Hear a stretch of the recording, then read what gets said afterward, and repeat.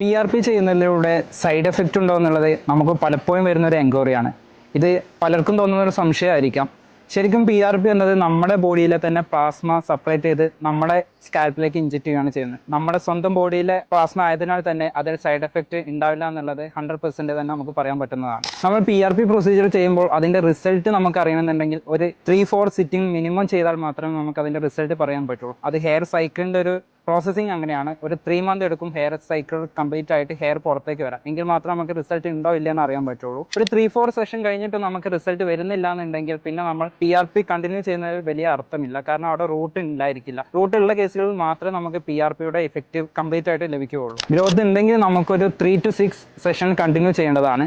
അതിനുശേഷം ഒരിക്കൽ hair fall start ചെയ്ത് കഴിഞ്ഞാൽ ഹെയർ നമ്മൾ മെയിൻറ്റെയിൻ ചെയ്തുകൊണ്ടിരിക്കണം. അതുകൊണ്ട് തന്നെ ഒരു 6 മന്ത് ഗ്യാപ്പിൽ 3 സെഷനെങ്കിൽ മിനിമം ചെയ്യണം. അതിനുശേഷം നമുക്ക് ഇയർലി വൺസ് എന്ന രീതിയിൽ ഒരു മെയിൻ്റനൻസ് കോഴ്സ് കണ്ടിന്യൂ ചെയ്താൽ മാത്രമേ നമുക്ക് തിരിച്ച് ലഭിച്ച ഹെയർ അവിടെ മെയിൻറ്റെയിൻ ചെയ്യാൻ നമുക്ക് സാധിക്കുകയുള്ളൂ. Ilanj Iron Heritage Hospital.